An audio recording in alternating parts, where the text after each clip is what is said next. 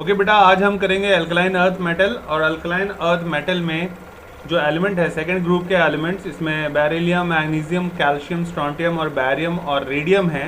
ये second group के element है जिनको अल्कलाइन अर्थ मेटल कहा जाता है। अर्थ क्रस्ट में अबेंडेंट अमाउंट में प्रेजेंट है। इसमें से मेनली जो है वो किस फॉर्म में मिलते हैं? कार्बोनेट, सिलिकेट एंड सल्फेट्स के फॉर्म में मिलते हैं। उसके बाद स्ट्रोंटियम और बैरियम जो है वो बहुत ही कम अमाउंट में प्रेजेंट है अर्थ में। और सबसे इम्पॉर्टेंट है इलेक्ट्रॉनिक कॉन्फ़िगरेशन, इन सभी एलिमेंट्स का लिखना आना चाहिए।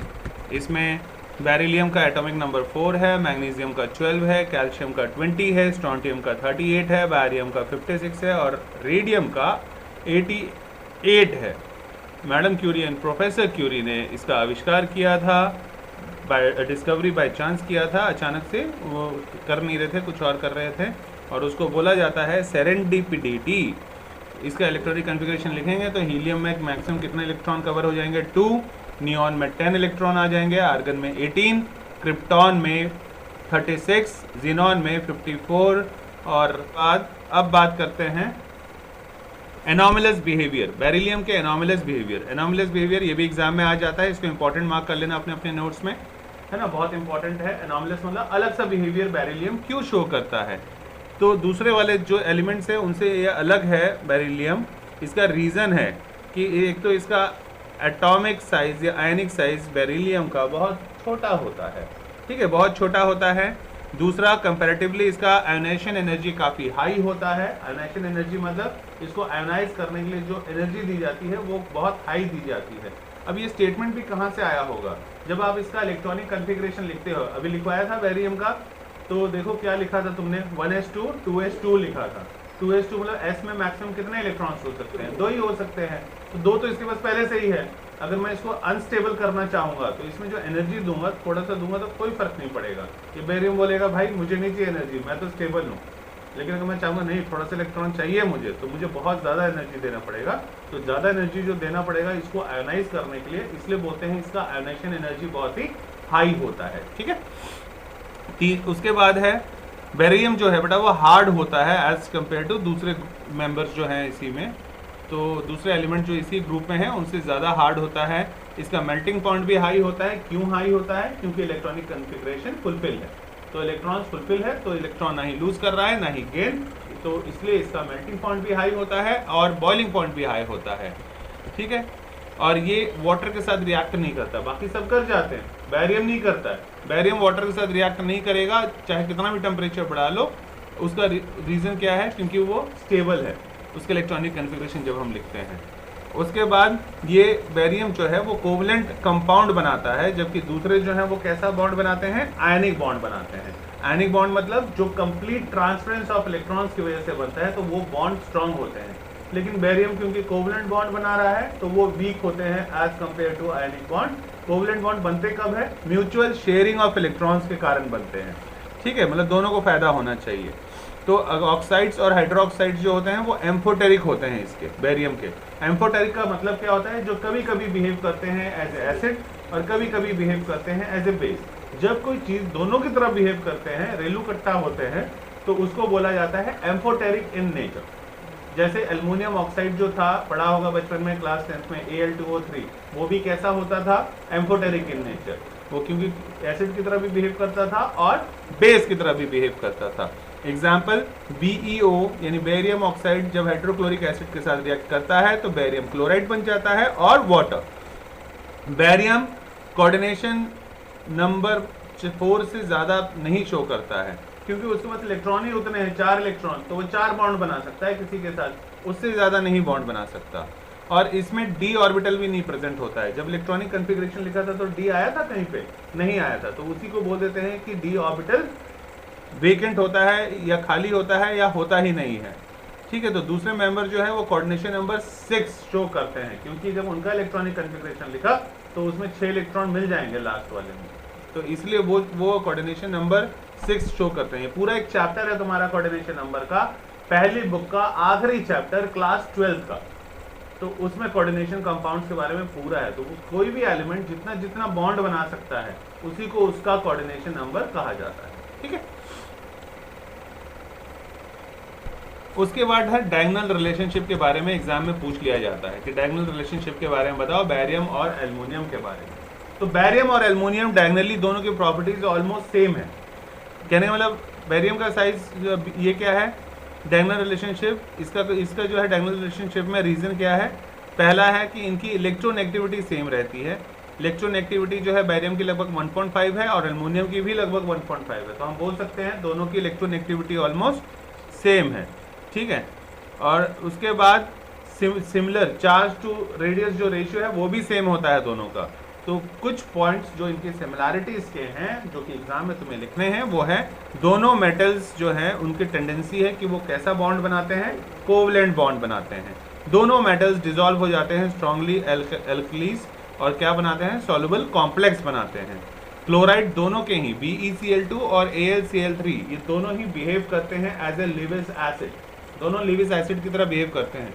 लिविस के कंसेप्ट से वो एसिड कौन सा होता है जो इलेक्ट्रॉन डेफिशिएंट होता है, मतलब जिसके पास इलेक्ट्रॉन की कमी होती है वो एसिड की तरह बिहेव करता है, ठीक है। उसके बाद क्लोराइड जो है दोनों के ही BeCl2 और AlCl3 लिविस एसिड के बाद दोनों ही BeCl2 और AlCl3 इसमें ब्रिज क्लोराइड स्ट्रक्चर बनाते हैं वेपर फेस में। अंडरलाइन कर लो, ये पेपर में आएगा ही आएगा इस चैप्टर से 300%, 100% नहीं। वेपर फेस में कैसा स्ट्रक्चर बनाते हैं, BeCl2 और AlCl3 ब्रिज वाला स्ट्रक्चर बनाते हैं। स्ट्रक्चर बनाने के लिए आएगा, आगे बताऊंगा कैसे बनता है इनका स्ट्रक्चर, ठीक है। बहुत ही इंपॉर्टेंट है, NCERT में भी दिया हुआ है बैक एक्सरसाइज में और अंदर भी इसमें दे रखा है ताकि दोनों जगह से कहीं से भी देख के बना सको। क्लोराइड्स के बाद जो है ऑक्साइड्स जो होते हैं बेटा दोनों के, बैरियम के और एल्युमिनियम के, ये काफ़ी जो होते हैं हार्ड होते हैं, तो इसलिए इनका मेल्टिंग और बॉइलिंग पॉइंट भी हाई होगा। इनसॉल्युबल सॉलिड्स होते हैं, इनके जो कॉम्प्लेक्स बनते हैं वो पानी में नहीं घुलते हैं, ठीक है। उसके बाद ऑक्साइड्स और हाइड्रोक्साइड दोनों के ही एम्फोटेरिक होते हैं, यानी दोनों के साथ रिएक्ट कर जाते हैं, यानी बेस के साथ भी रिएक्ट करेगा और एसिड के साथ भी रिएक्ट करेगा। बैरियम एंड एल्युमिनियम ये अटैक नहीं होते कॉन्सेंट्रेटेड HNO3 में। पूछ लेते हैं बैरियम और एल्युमिनियम कॉन्सेंट्रेटेड HNO3 से अटैक क्यों नहीं हो पाते, क्योंकि उसमें क्या है, एल्युमिनियम और बैरियम दोनों ही अपने ऊपर एक लेयर बना देता है, उसको कहते हैं ऑक्साइड की लेयर। तो जिसकी वजह से चाहे HNO3 इसमें डालो तो वो इसके साथ रिएक्ट नहीं करता। एल्युमिनियम के बर्तन में भी जब हम खाना बनाते हैं, जो कि नहीं बनाना चाहिए, लेकिन कुकर ज़्यादातर एल्युमिनियम के ही आते थे, अगर देखोगे तो कढ़ाई भी आती थी एल्युमिनियम की ही। तो उसका रीज़न क्या होता है, जब वो गर्म हो जाता है तो अपने आसपास एक लेयर बना देता है एल्युमिनियम ऑक्साइड का, ठीक है। अब बात करते हैं physical property. Alkaline earth metal जितने भी हैं फिजिकल यानी देखने में, एटॉमिक रेडियस जो है अल्कलाइन अर्थ मेटल का बहुत ज़्यादा होता है as compared to others. Alkali metal का कम होगा क्योंकि कम एटॉमिक नंबर है, तो रेडियस भी छोटा, और जैसे जैसे शेल बढ़ते जाएंगे एटॉमिक नंबर बढ़ते जाएगा, उसका रेडियस भी बड़ा होते जाता है, ठीक है। उसके बाद atomic radius alkaline earth metal का इंक्रीज होता है with increase in atomic number. ऐसा क्यों होता है, जैसे जैसे आप ऊपर से नीचे जाओगे तो नंबर ऑफ शेल्स इंक्रीज होते जाता है। नंबर ऑफ शेल्स मतलब वही S-P-D बड़ा होते जाएगा, तो वो शेल्स बढ़ते जाएगा तो न्यूक्लियर चार्ज जो है वो भी बढ़ेगा, लेकिन इफेक्ट जो होता है न्यूक्लियर चार्ज का वो उतना नहीं होता है जितना एटॉमिक जो शेल है वो बढ़ रहा है उसका असर है। और इफेक्टिव न्यूक्लियर चार्ज क्या होता है, प्रोटॉन, पॉजिटिव चार्ज, उसी को क्या बोला जाता है केमिस्ट्री के लैंग्वेज में, इफेक्टिव न्यूक्लियर चार्ज। तो वो भी बढ़ रहा तो होता है लेकिन उतना नहीं बढ़ रहा होता जितना कि उसका शेल बढ़ते जा रहा है, उसका जो असर होगा तो वो उसको ओवरकम नहीं कर पाता, तो जिसकी वजह से रेडियस बढ़ते जाता है, ठीक है। इंपॉर्टेंट है। एनोनेशन एनर्जी के बारे में बात करते हैं। एनोनेशन एंथैल्पी या एनोनेशन एनर्जी जो होता है अल्कलाइन अर्थ मेटल का लो होता है, क्योंकि एज कम्पेयर टू दूसरे एलिमेंट ग्रुप 1 के एलिमेंट से। एक्सप्लेनेशन क्या, रीजन क्या है, एनोनेशन एनर्जी अल्कलाइन अर्थ मेटल का लो इसलिए होता है, इसको भी इंपॉर्टेंट करना, ये भी पूछ लेते हैं, क्योंकि कॉरस्पॉन्डिंग एलिमेंट जो ग्रुप 1 का है और जो साइज ग्रुप 2 एलिमेंट है, तो 1 वाला जो है वो छोटा होता है एज कम्पेयर टू ग्रुप 2, क्योंकि नंबर ऑफ शेल कम है, एटॉमिक नंबर छोटा है, कम है, इसलिए वो कम होते हैं, ठीक है। उसके बाद डाउन द ग्रुप जब जाते हैं तो एनोनेशन एनर्जी वैल्यू और कम होती जाती है। ऐसा क्यों होते जाता है, क्योंकि जैसे जैसे नीचे जाते रहोगे तो atomic size as well as screening effect वो बढ़ते जाता है, जबकि न्यूक्लियर चार्ज जो है वो डिक्रीज होते जाता है, मतलब प्रोटॉन्स कम होते जाते हैं और स्क्रीनिंग इफेक्ट बढ़ते जाता है। स्क्रीनिंग इफेक्ट क्या होता है अगर नहीं पता तो वो मैं फिर से एक्सप्लेन कर दूंगा, ताकि उसके बारे में भी तुम्हें जानने को मिले कि भाई ज़ीमैन इफेक्ट क्या होता है, स्टाफ इफेक्ट क्या होता है, स्क्रीनिंग इफेक्ट क्या होता है। बहुत सिंपल कंसेप्ट है, 5 मिनट के अंदर मैं तुम्हें समझा दूंगा, ठीक है। उसके बाद मेटालिक कैरेक्टर के बारे में बात करते हैं। तो एल्कलाइन अर्थ मेटल जो होता है वो हाईली इलेक्ट्रोपॉजिटिव है। अगर हाईली इलेक्ट्रोपॉजिटिव है इसका मतलब क्या हुआ, मेटालिक कैरेक्टर भी इंक्रीज होते जाएगा जब ऊपर से नीचे जाते रहेंगे तो, लेकिन लेस इलेक्ट्रोपॉजिटिव होता है as compared to alkali. Alkali वाला ज़्यादा इलेक्ट्रोपॉजिटिव है क्योंकि उसमें सिर्फ +1 है वैलेंसी, तो एक ही इलेक्ट्रॉन लूज करता है और स्टेबल हो जाता है, तो वो ज़्यादा स्टेबल हो जाता है। इसमें तो 2 इलेक्ट्रॉन लूज करना पड़ेगा स्टेबल होने के लिए, तो ये सेकंड वाला ग्रुप वाला फर्स्ट वाले ग्रुप से कम मेटालिक होता है। वैसे भी हमें पता है जब लेफ्ट से राइट जाते हैं तो मेटालिक प्रॉपर्टी क्या होते जाती है, डिक्रीज होते जाती है। रीजन में क्या लिखते हैं, क्योंकि इफेक्टिव न्यूक्लियर चार्ज इंक्रीज होते जाता है, ठीक है। अब उसके बाद फ्लेम कलरेशन, एल्केली मेटल की तरह ही एल्कलाइन अर्थ मेटल भी जो होता है सॉल्ट, वो अलग अलग कलर इम्पार्ट करता है। वो किस पे डिपेंड करता है, उसके इलेक्ट्रॉनिक कॉन्फ़िगरेशन पे। अगर इलेक्ट्रॉन फुलफिल होंगे तो इलेक्ट्रॉन ना ही जंप करेगा, ना ही लूज करेगा, ना ही गेन करेगा, तो कोई कलर शो नहीं करेगा। और अगर इलेक्ट्रॉन डेफिशिएंट होगा तो वो इलेक्ट्रॉन लूज भी करेगा और गेन भी करेगा, तो वो डिफरेंट कलर इम्पार्ट करेगा, ठीक है। तो कैल्शियम कौन सा कलर देता है, ब्रिक रेड कलर देता है, गाढ़ा सा रेड कलर।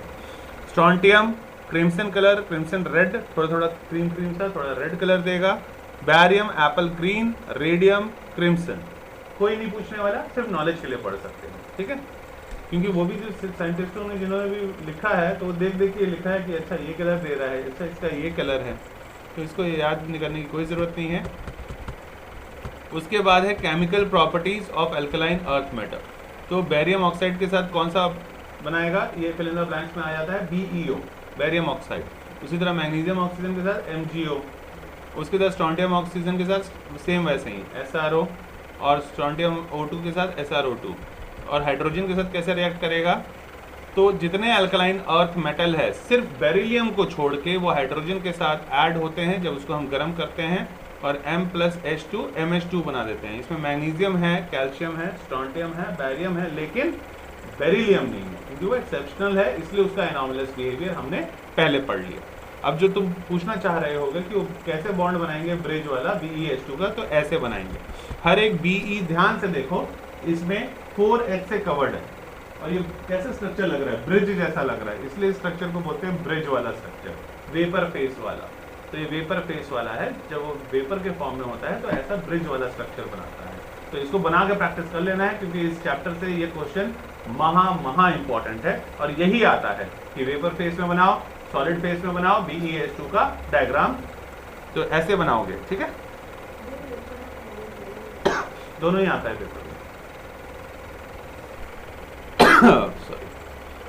उसके बाद BeH2 और MgH2 भी ऐसे ही बनाएगा। अगर MgH2 को वैसे आता नहीं है, लेकिन अगर आ भी गया तो जहाँ BE है वहाँ हटा देना BE, वहाँ पे MG लगा देना, ठीक है।